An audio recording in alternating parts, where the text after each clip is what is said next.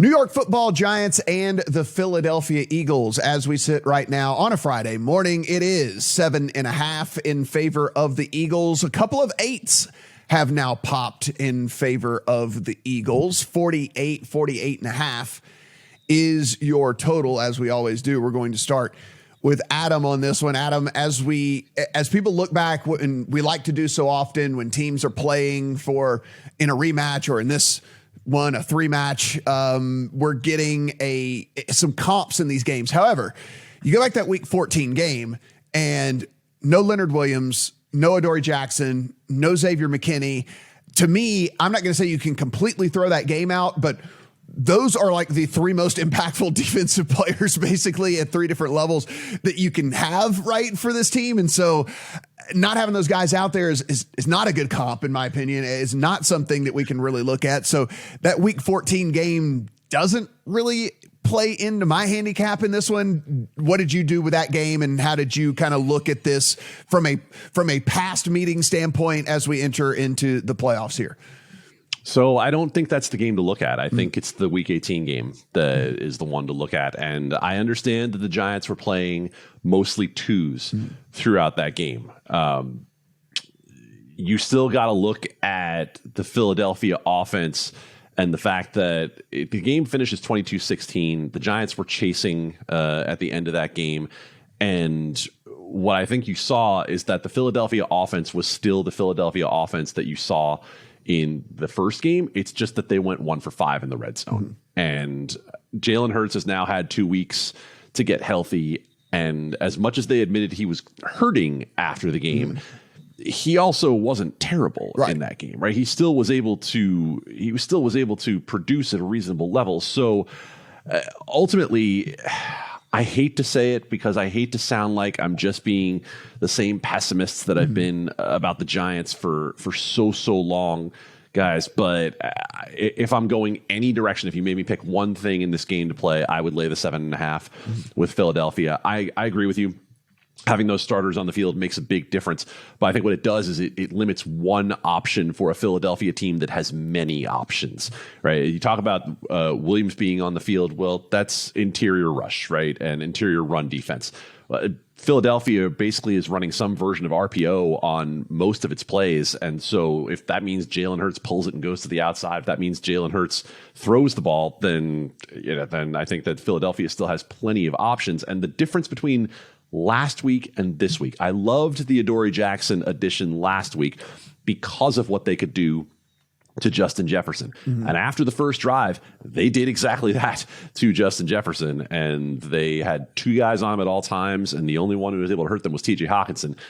That's not the same in Philadelphia when you have to deal with A.J. Brown and Devontae Smith. One of them is going to be open for this Philadelphia team, I think, on a consistent basis. The Giants are extremely weak beyond Adoree Jackson in the secondary. Offensively, the Giants have absolutely looked better. But I think what you also saw last week was a toothless Vikings defense that wasn't able to get a lot of pressure beyond Danielle Hunter against Evan Neal on a few snaps. And when they did, it wrecked Giants' drives. The Giants are not a team that can play from behind the sticks.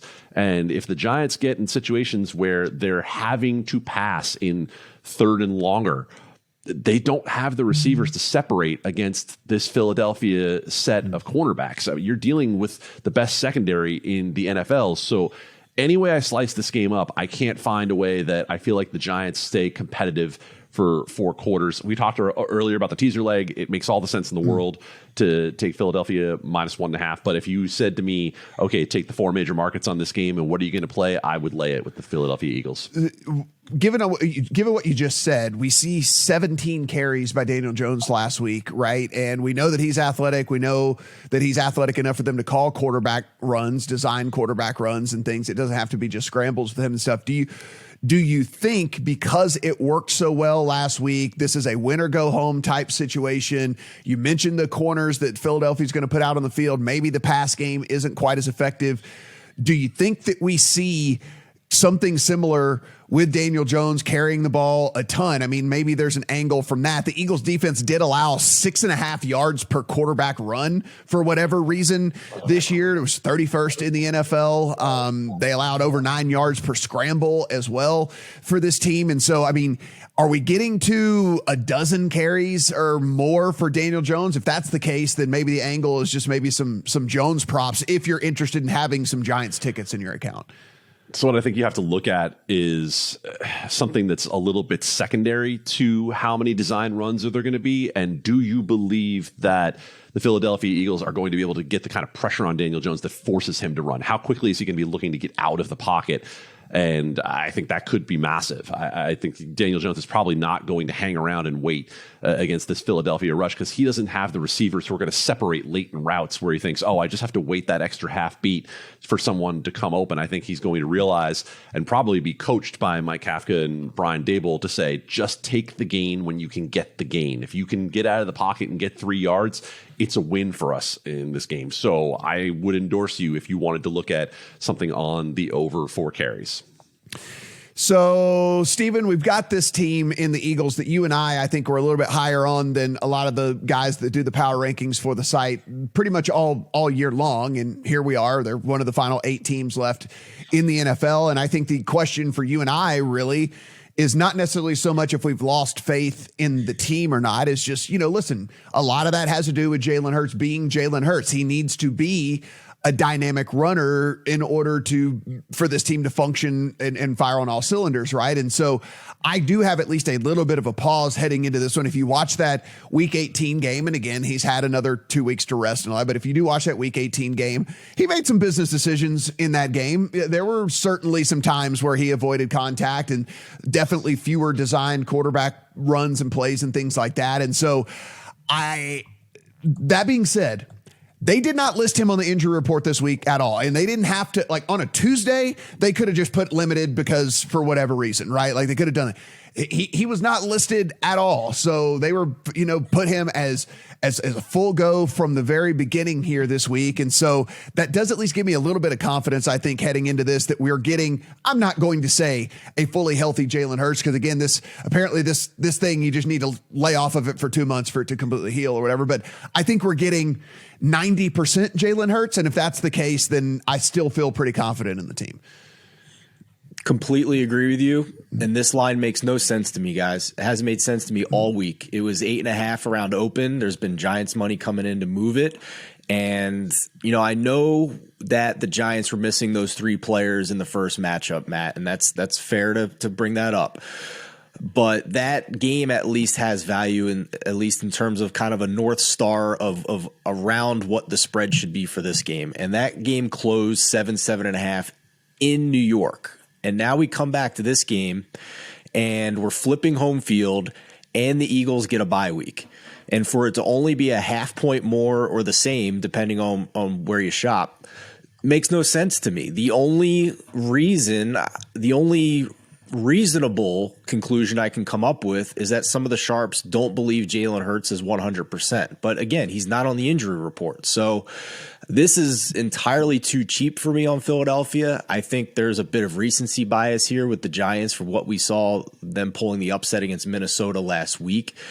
And to me, that was a game of 2 teams that had records that far outperformed their metrics, because you've heard me all year rail against the Minnesota Vikings, and sure enough, they fall short in the playoffs. But the Giants as well had the easiest schedule coming into the year by opponent win totals, and they took advantage of it. They put together a solid regular season.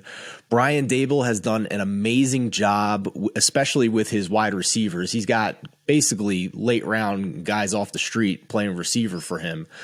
So it just makes no sense to me that this is only 7.5. So slam dunk teaser for me here to pair with Kansas City. And if you look at the Philadelphia offense, Matt, to your point, if we look at the Eagles offense from after the bye week until Jalen Hurts was injured, this was an elite offense. This was the number 2 offense in the league by EPA in that span. It was the number 3 offense by success rate.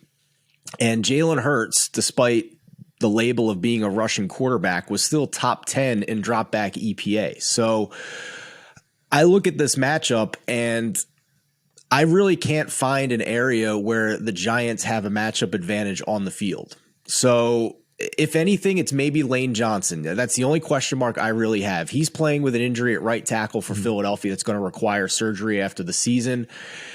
If the Giants pass rush can take advantage of that, then maybe they can make things uncomfortable for Jalen Hurts. But this line makes no sense to me, guys. I'm sorry. It's a slam dunk teaser leg for me. Adam, as you well know, you take the good with the bad with the Giants. They're the most blitz-heavy team in the NFL. And what that typically does when you blitz a ton, and this is not like tight end love podcast here or anything like that. I was just talking about how I loved Kelsey so much. But when you blitz a ton, that just opens up opportunities for tight ends, right? I mean, like they're the safety valves. They're the guys that don't get very far down the line, from the line of scrimmage or whatever. And you just go over and over again to tight ends whenever you're just getting blitzed a ton. And so on the season, Pro Football Focus had him as a 39 coverage grade against tight ends, which, as you can imagine, bottom in the NFL. They allowed a 75% catch rate, nearly 8 yards a catch to tight ends. They gave up 10 for 129 to Hawkinson just last week. Dallas Goedert to me is, again, I talked about Kelsey last game as well as a target for me.